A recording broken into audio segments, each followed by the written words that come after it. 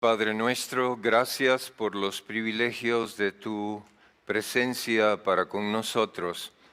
Al decidir reunirnos para adorar, para buscar tu ayuda en estos momentos de dificultad mundial, nos colocamos en tus manos una vez más para ser consolados por la Biblia. Pedimos tu bendición a través del Espíritu Santo en el nombre de Jesús. Amén.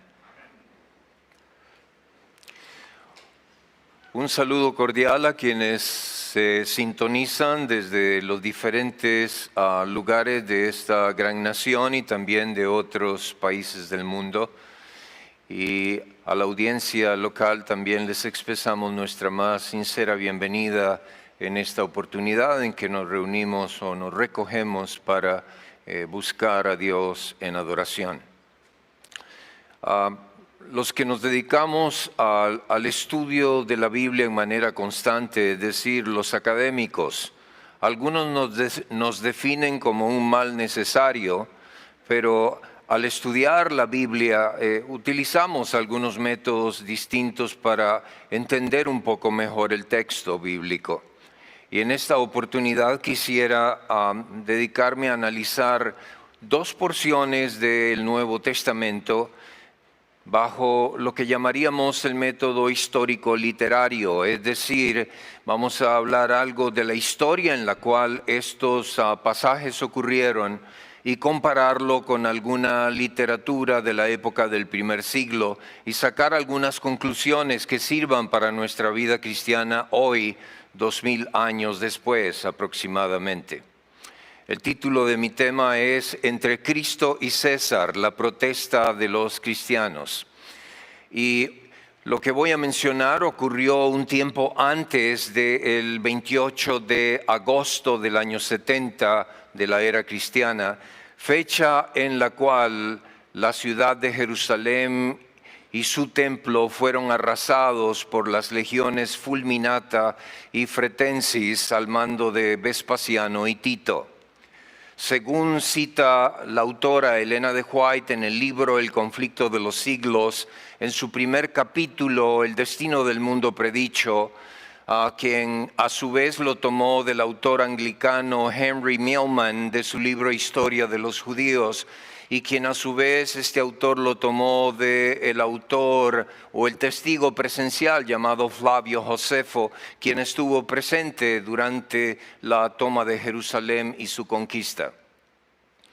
Allí se menciona que un tiempo antes de la caída de Jerusalén ocurrieron algunas escenas sobrenaturales extrañas en los recintos del templo. Una luz blanca brillante se paseaba a lo largo de los diferentes pasadizos y también del recinto del lugar santo y santísimo, y esto producía terror en los sacerdotes y en los levitas, además de la guardia herodiana que se dedicaba a vigilar el templo durante las vigilias de la noche. Pero además de eso se escuchaba un retumbo bajo la tierra y junto con ese retumbo ocasionalmente unas voces en hebreo que decían salgamos de aquí. Además de ello también a veces en las tardes a la puesta del sol en las nubes ponientes se podía observar como si un pintor invisible estuviera jugando con las nubes, haciendo una especie de obra en la cual se veían ejércitos que se dirigían a la batalla. Todo esto presagiaba lo que iba a ocurrir un poco de tiempo después. Pero hablemos por algunos minutos sobre qué ocasionó esto.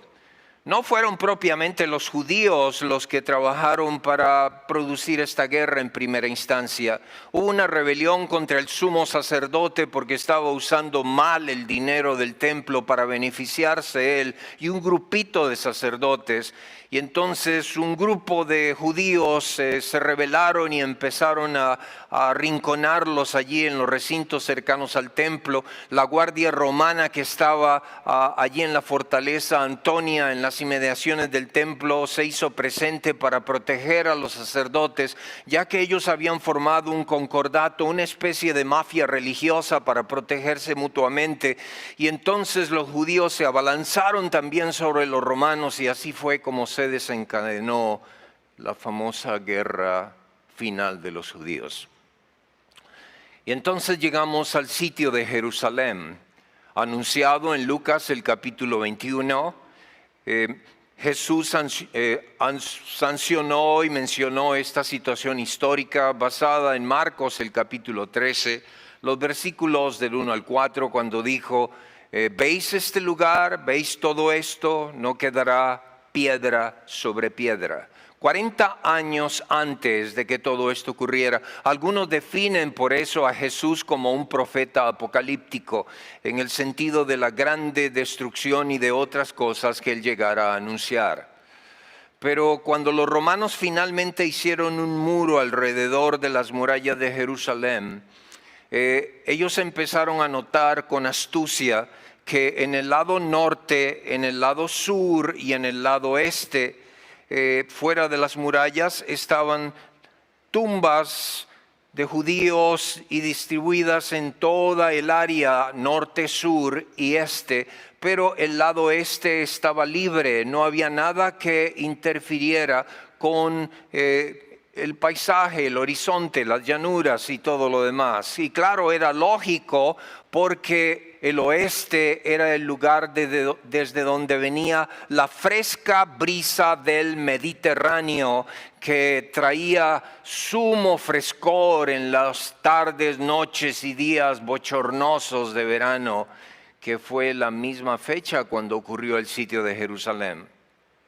Y entonces los romanos comenzaron a planear algo muy interesante y algo sumamente maléfico para aminorar más el sentido de rebelión de los judíos.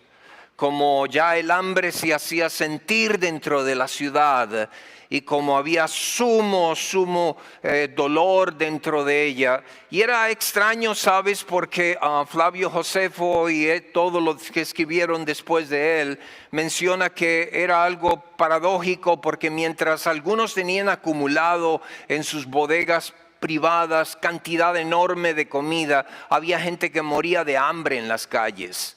Así que los romanos se fijaron que algo podían hacer con esto y sabían que tarde o temprano en las noches la gente iba a salir a buscar comida, lo que fuera, hierba, excremento de animales, lo que fuera, cuando se acabara todo lo que había dentro. Y en efecto empezaron a salir personas en las noches. Los romanos sabían y habíanse apostado cerca de las principales puertas, los tomaban prisioneros y los crucificaban allí mismo y ponían las cruces justo en el lado oeste de Jerusalén. Primero 1, 2, 3, 4, 5, 100, 500, 800, 1000, 10,000 cruces. Nadie sabe cuántas exactamente, pero los autores dicen que los soldados romanos tenían que pasar de lado para poder abarcar el paso a través de ese valle espectral de cruces. Algunos estaban recién crucificados y clamaban allí y otros ya estaban descompuestos, olores fétidos, nauseabundos. Y cada vez que el viento del oeste venía y soplaba para dirigirse a Jerusalén, ya no era la brisa fresca, era la brisa de la muerte, del olor fétido que llega cuando un cuerpo se descompone. Y esa era la manera como Roma decía, si te rebelas, este será tu precio. Y finalmente llegó el 28 de agosto del año 70, cuando las legiones entraron en desbandada en la ciudad. Y según algunos registros dicen que en algunos lugares las caligas, las sandalias de los romanos literalmente levantaban charcos de sangre al correr precipitadamente. Esa fue la última gran rebelión nacional de Israel por librarse de Roma. Hubo otras dos rebeliones pequeñas, una en el año 73 y una más en el año 135. Quizá escuchaste de Masada alguna vez, pero fue el 28 de agosto del año 70 después de Cristo, cuando el orgullo judío fue clavado en el suelo y su identidad nacional pereció y empezaron a salir monedas romanas que decían Judea capta, o sea, Judea destruida, cautiva una vez más. Wow, cuando a uno le aplastan la idea de la libertad, cuando te cortan las alas de la esperanza, es una de las más trágicas situaciones para cualquier ser humano. Y sabes, es interesante que, sin embargo, cuando los judíos sabían que lo habían perdido todo, había un grupito que sabían que esto era solamente un proceso en el tiempo y levantan entonces una protesta literaria. No meramente contra los césares romanos, sino contra la maldad en el mundo, contra la injusticia social, y presentan una solución diferente, que es la intervención de Jesucristo en gloria y majestad en el final de los tiempos.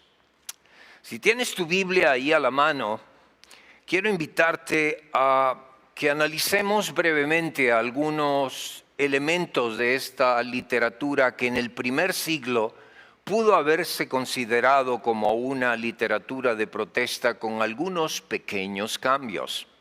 Ok, vamos a San Marcos, el capítulo 1, el versículo 1. Y allí podemos leer, si quizá lo buscas en la lengua en que Marcos escribió, sería He arhe evangeliu Iesu Christu huiu theu. El principio del evangelio de Jesucristo, Hijo de Dios. Para alguien que vivió en la cuenca del Mediterráneo hace 2000 años atrás, era solamente de cambiarle Jesucristo y poner Augusto César, poner Nerón César, poner Domiciano César, y eso hubiera sido perfectamente ortodoxo, perfectamente correcto, ya que esa era la manera como se consideraba en el mundo romano comunicaciones. En el principio el César, o quizás si usas el Apocalipsis o la revelación de Jesucristo, la revelación del César. Pero, sabes, en este tipo de estudios se usa un término llamado incipit. Incipit es un abstracto, es decir, se resume todo el contenido del material, y si hubieras cambiado el nombre perfectamente hubiera sonado diferente. Pero Marcos se asegura de decirle al César, no, César, no estoy hablando de ti, estoy hablando de alguien superior a ti, se llama Jesucristo. Y algo maravilloso ocurre en este momento, y es que empiezan a detallarse algunos paralelismos contrastantes entre Jesús y César. Y el primero de ellos que quiero mencionar es con relación a lo que ocurre allí cercano al año 70 de la era cristiana, que en los alrededores de la producción de Marcos, posiblemente un poco antes, Vespasiano regresó a Roma para ser nombrado como emperador o para proclamarse emperador, cualquiera de las dos. Y el asunto es que cuando él sencillamente está en una reunión, ocurre algo muy interesante. Le traen un ciego, ¿ok? Le traen un ciego, y resulta que los handlers, los manipuladores, los magos, comienzan a susurrarle a Vespasiano algunas cosas, y él entonces masculla una flema, una saliva, y la lanza en los ojos del ciego, y éste recobra milagrosamente la Biblia. Flavio Josefo no dice si esto fue un montaje previo o qué, pero fue un show allí ocurrido. El hombre recupera la vista. A lo que sigue le traen a alguien que viene con problemas de las piernas, viene lisiado. Nuevamente los magos le susurran algo al oído, y él sencillamente mueve su pie derecho y golpea la pierna del hombre lisiado, y este automáticamente observa, según Flavio Josefo declara como testigo presencial, que allí el hombre comienza a saltar. No sé qué ocurrió en esa ocasión. Lo que sí sé es que el Evangelio de Marcos y los otros evangelios están llenos de procesos milagrosos hechos por Jesús. Y aquí los evangelistas son intencionales y dicen, puedes realizar obras que aparentemente tienen algún valor local, pero hay alguien superior a ti, se llama Jesucristo. En este sentido, entonces, también vemos que los césares se acompañaban de grupos musicales cuando llegaban a una nueva ciudad. Y puedes ver, por ejemplo, en el caso de Augusto y otros césares, llegaban a las ciudades y les esperaban grandes coros y allí cantaban diferentes loores con palabras alusivas a la Pax Romana, con palabras alusivas al reino eterno de este emperador y demás. Pero Jesús se aseguró muy bien, el reino de los cielos se aseguró muy bien y presentó un coro celeste que no podía ser superado. Nadie puede elevar un coro en las alturas y mucho menos iluminarlo de la manera angélica en que ocurrió y declarar gloria a Dios en las alturas y en la tierra paz a los hombres de buena voluntad. Si tú observas, vamos construyendo ya toda una temática de que el reino de Jesús vendría a ser contrariamente diferente a los intereses de la tierra. Pero ahora, para ir concluyendo, quisiera entonces avanzar y dedicarme brevemente a dos detalles. Están en el libro del Apocalipsis, el capítulo 1, el verso 1. Dice la revelación de Jesucristo que Dios le dio a su siervo Juan.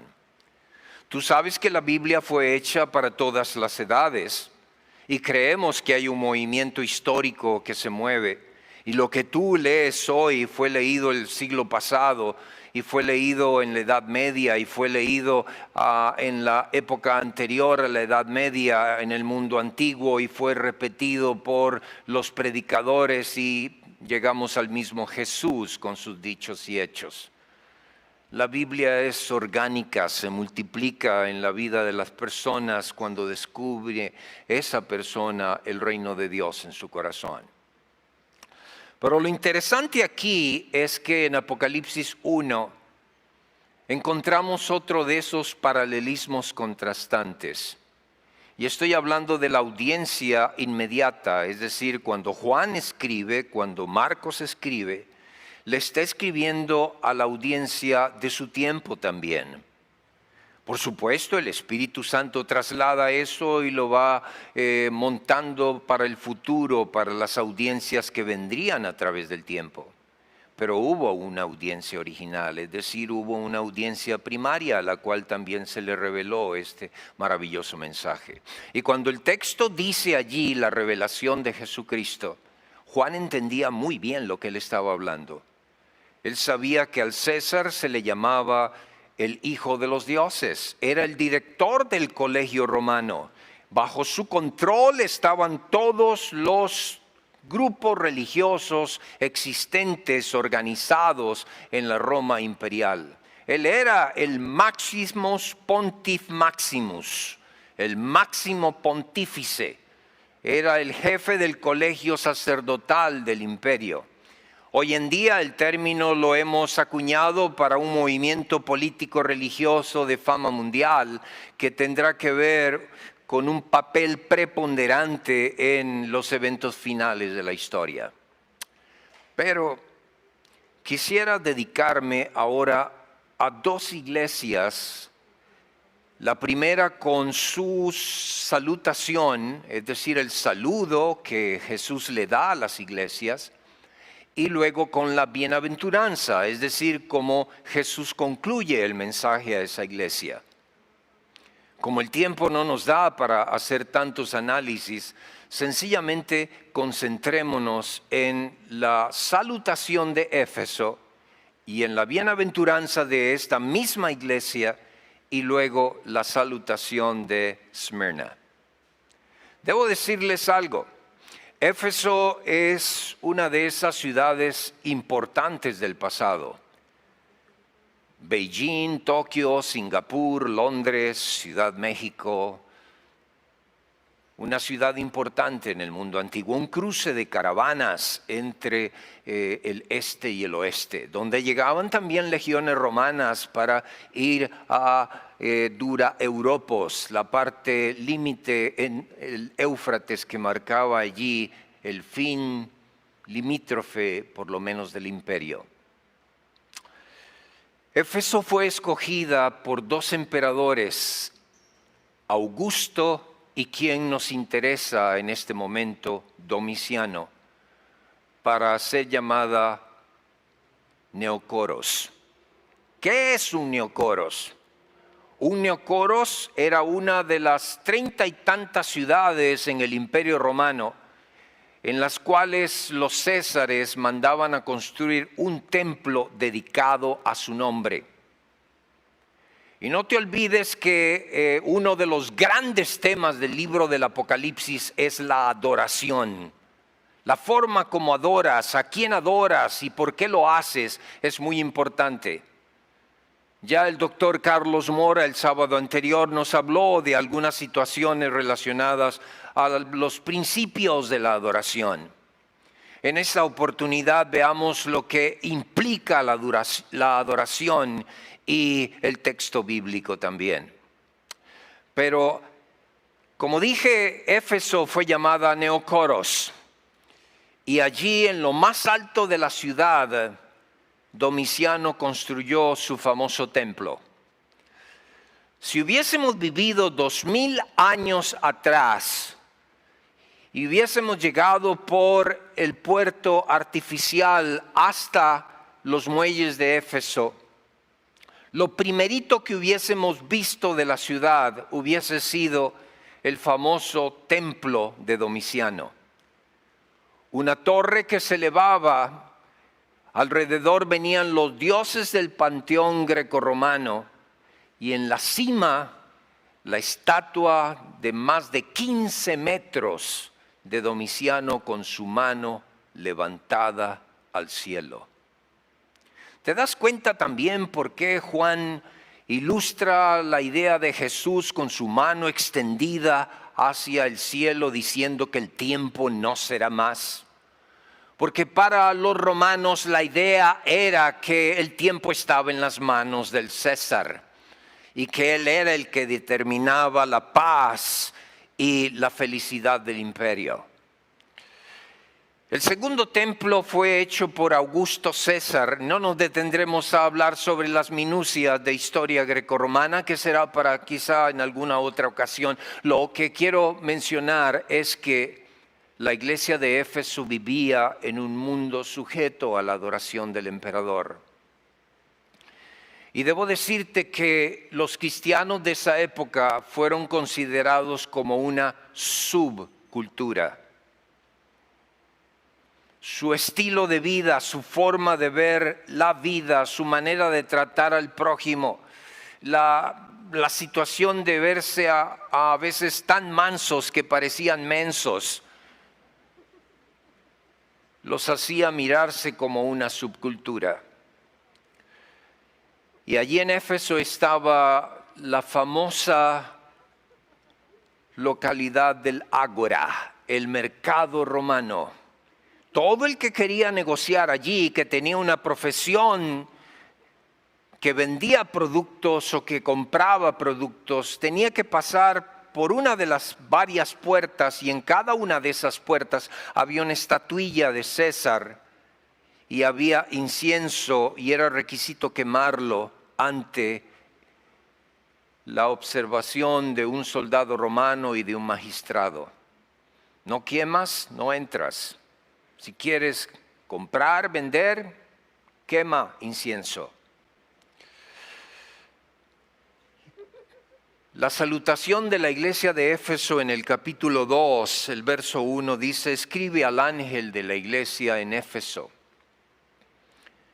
Y Jesús se identifica y dice: habla el que tiene las 7 estrellas en su mano.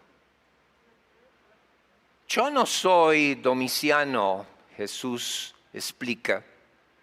Mi mano no necesita elevarse al cielo en una estatua que va a desaparecer. En mi mano se mueven los mundos, los líderes de la tierra, la vida de los hombres está en mis manos. Pero qué maravilloso, Jesús no nos ve de esa forma meramente. Nos filtra a través de la experiencia de su cicatriz en la cruz del Calvario.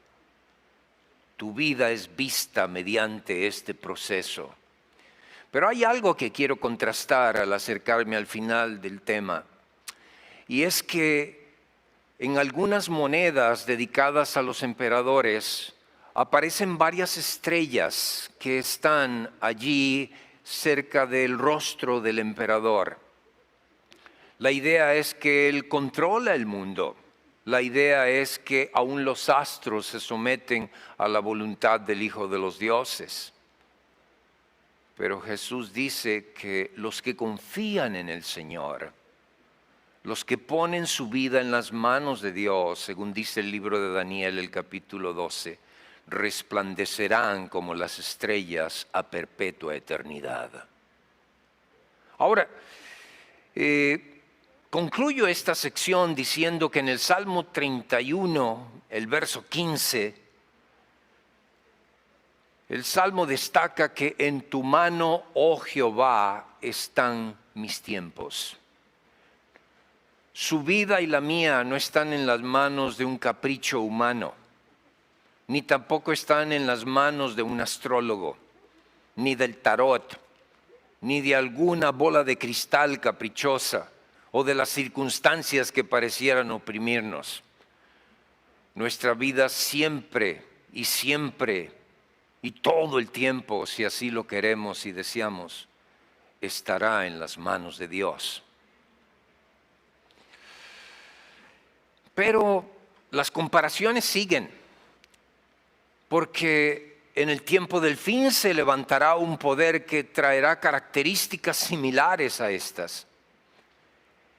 Y en el verso 7 de Apocalipsis 2 hay una bienaventuranza después de todo lo demás. Y esta bienaventuranza dice que al que venciere le daré a comer del árbol de la vida que está en medio del paraíso de Dios. Aquí hay 2 o 3 cosas que necesariamente requieren nuestra atención. Éfeso fue famosa por el famoso también templo de Artemisa, el templo de Diana, una de las 7 maravillas del mundo antiguo. De todas partes de la tierra llegaban allí porque los templos en la antigüedad eran bancos, se hacían transacciones, se llevaban cuentas, los sacerdotes hacían diferentes funciones multifacéticas con relación al dinero guardado en ese lugar. Pero la entrada del templo de Artemisa, de Diana, había un gran árbol. Un árbol que supuestamente la diosa había bendecido. Y las mujeres llegaban y abrazaban ese árbol porque les iba a transmitir una vibra, un tercer ojo, una vibra. Y ellas podían entonces vislumbrar la posibilidad de quedar encinta o de recibir cualquier otro beneficio. Pero el texto dice allí le daré a comer del árbol de la vida, y esto es en materia cristiana es mucho mayor. Sabes, y aquí entro en un aspecto diferente, una de las más importantes situaciones o elementos o puntos en la adoración de los rabinos y en el mundo judeo-cristiano era que la adoración era posible únicamente si se filtraba a través del estudio del texto bíblico. Y si el texto bíblico llegaba a producir un cambio, una transformación en el ser de quien así estudiaba. El César entra nuevamente aquí en escena. Para alimentar a Roma se necesitaban 100,000 toneladas métricas de grano por año. No way, no había ningún campo en Italia que pudiera producir eso. Así que hay una mini situación de lo que ocurre actualmente con el mundo por la sobrepoblación que está avanzando vertiginosamente. Se depende de multiplicidad de países para conseguir múltiples cosas. Y para poder alimentar a una población que se acercaba al 1.000.000 de habitantes aproximadamente, había que conseguir grano desde Egipto, el norte de África, Hispania y muchos otros lugares. 100.000 toneladas métricas por año. Y el César era el responsable de darle de comer a sus ciudadanos. Pero además de eso, cada ciudadano romano recibía un promedio de alrededor de 30 kilogramos de harina por mes, que podía sostener a una familia de 2 o 3. Si eras ciudadano romano, recibías eso para comer. Pero si eras esclavo, dependías de tu amo, y si no eras ciudadano, que te vaya bien. Así que Jesús entra en otro proceso y Él dice, no solo de pan vivirá el hombre, sino de toda palabra que sale de la boca de Dios, dice Mateo 4:4. Y he aprendido, dijo el salmista, mozo fui y he envejecido, y no he visto justo desamparado ni su simiente que mendigue pan. Así que Jesús en la iglesia de Éfeso está tratando de colocar las prioridades sobre el don de Dios reflejado en el Padre nuestro. Danos hoy el pan nuestro de cada día. Y finalmente, la palabra paraíso. Un paraíso es un parque, es una palabra de origen persa.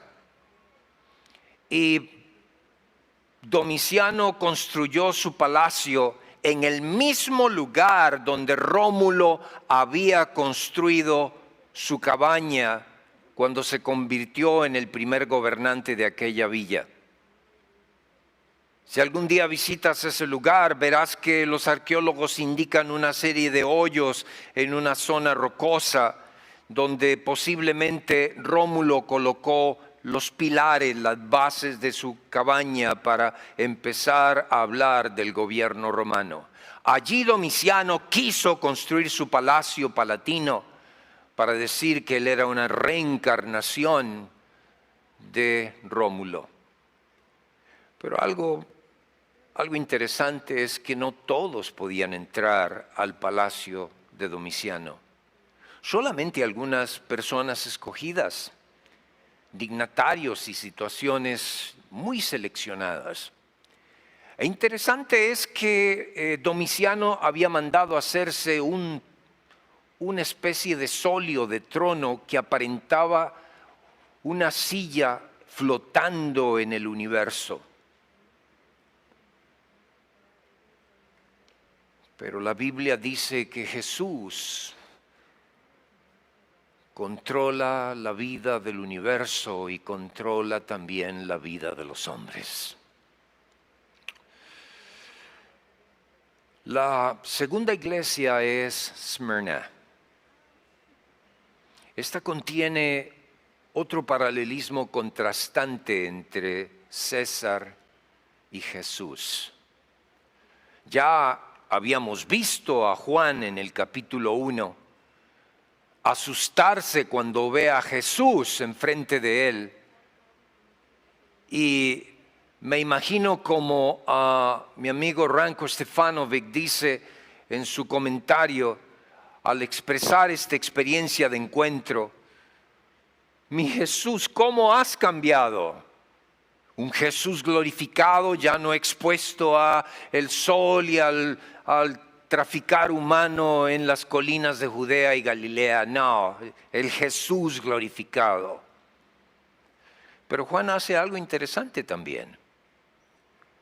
La imagen tomada de Jesús allí en Apocalipsis 1, del 11 en adelante hasta el verso 17, Si tú lees y comparas alguna literatura del griego clásico, vas a ver que algunas deidades paganas fueron comparadas con esa misma apariencia. ¿Por qué? Bueno, porque en el lenguaje del tiempo, en el lenguaje de la época, ellos podían entender que había alguien que tenía una regalia, una apariencia, una vestimenta, una indumentaria, que no solamente lo reflejaba como Dios, sino que también su naturaleza, su vida, la forma de ser de Él, reflejaba un Dios diferente a los caprichosos elementos antropomórficos de los dioses griegos. Este sí es el Dios que queremos. Por eso la iglesia cristiana del primer siglo se llenó de esclavos, porque decían, hay algo más allá. No vivimos en un capricho humano meramente sin sentido, como Jean-Paul Sartre habla del cielo diciendo que es la mentira azul. No, para ellos no. Para ellos y para todo fiel hijo de Dios hay algo más allá de las estrellas, y también algo aquí en el corazón ocurre cuando entro a adorar a Jesús a través de la Biblia. Y algo interesante en este asunto es que la iglesia de Esmirna comienza diciendo, yo soy el que estuve muerto y vivió.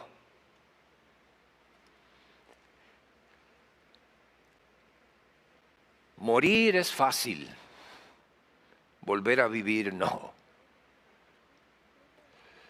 Y cuando Vespasiano agonizaba, él declaró en forma, no sé si burlona o en forma de incertidumbre o duda, dijo, mirad, me estoy volviendo un Dios.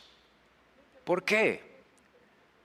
Porque en la usanza romana el concepto de la apoteosis, es decir, cuando un emperador moría se volvía un dios, un divi, es decir, un hijo de los dioses, y avanzaba a un territorio donde ningún otro llegaba. Pero si visitas algunas de estas tumbas verás que están olvidadas y hace mucho tiempo desapareció todo esto. Pero el ángel dice en Mateo el capítulo 28, versos 1 en adelante, buscáis a Jesús, al Nazareno que fue crucificado. No está aquí, ha resucitado.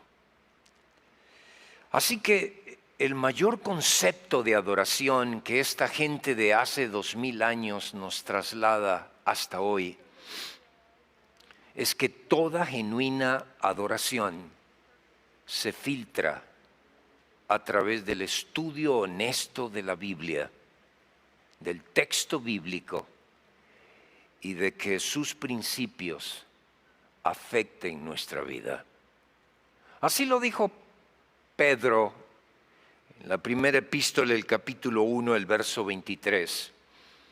Siendo renacidos, no de simiente humana o corruptible, sino de la palabra de Dios que vive y permanece para siempre.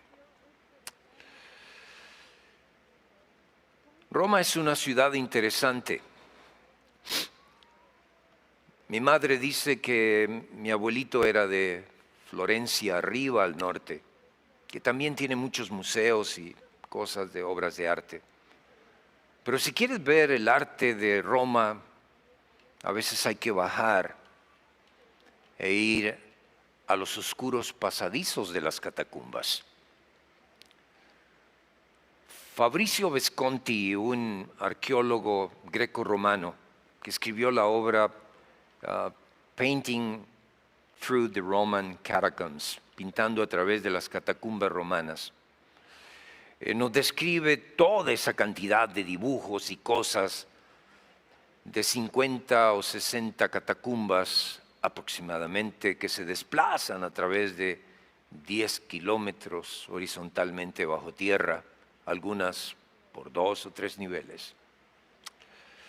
Lo interesante es que él menciona que uno de los cuadros más importantes, frescos debo decir, o representaciones, es el de Moisés golpeando la roca. Y él dice en su explicación que para estos cristianos de hace 2000 años, ese era un símbolo de la fe, palabrita desconocida en la religión romana. Porque en la religión romana todo era un intercambio, tú me das, yo te doy, ofrezco sacrificios para que tú me des. Ese es un falso concepto que se ha introducido en el cristianismo.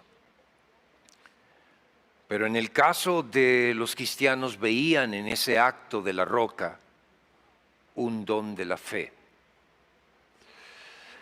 Y concluyo diciendo lo siguiente: la fe viene por el oír, y el oír por la palabra de Dios.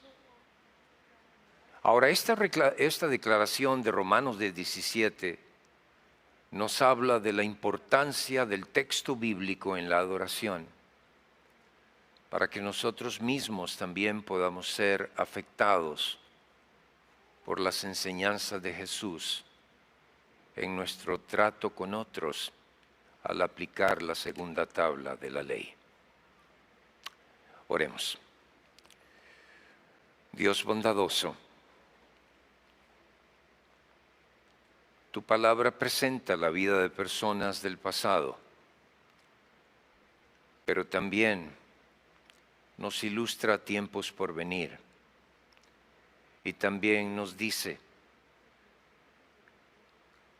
que todo motivo de adoración debe de estar filtrado a través del texto bíblico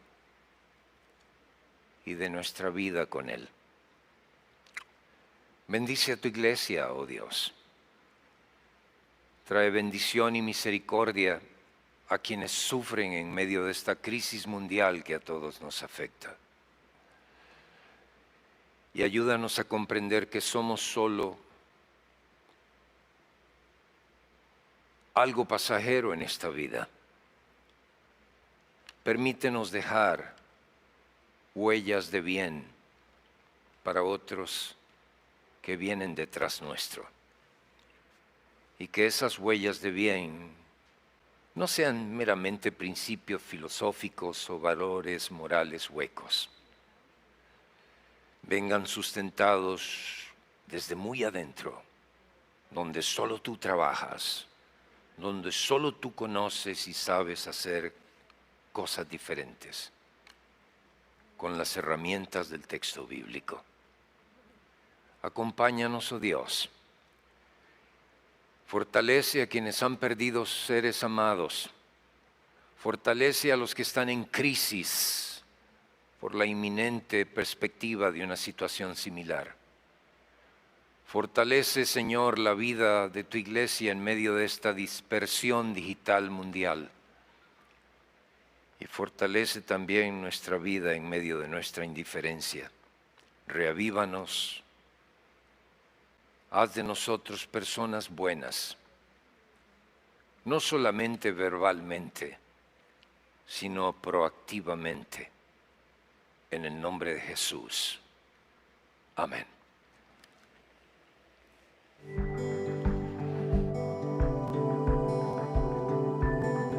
Probad y ved. Historia de hoy. Terminé con las deudas. Todo comenzó cuando cambié de trabajo. Mi salario se acortó significativamente, pero mis hábitos de gastar se mantuvieron igual.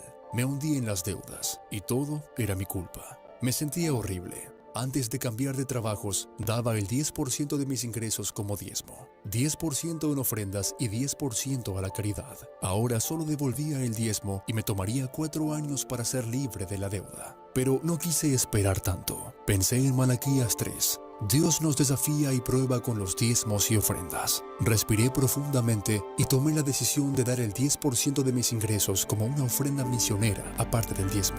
La verdad es que estaba esperando encontrar un trabajo independiente y así poder cubrir el dinero de las ofrendas.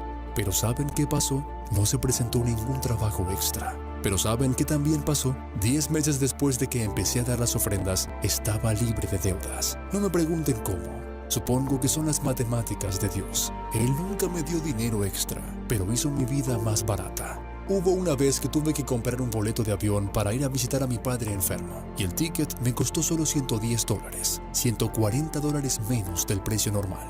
Después de eso, un amigo se ofreció llevar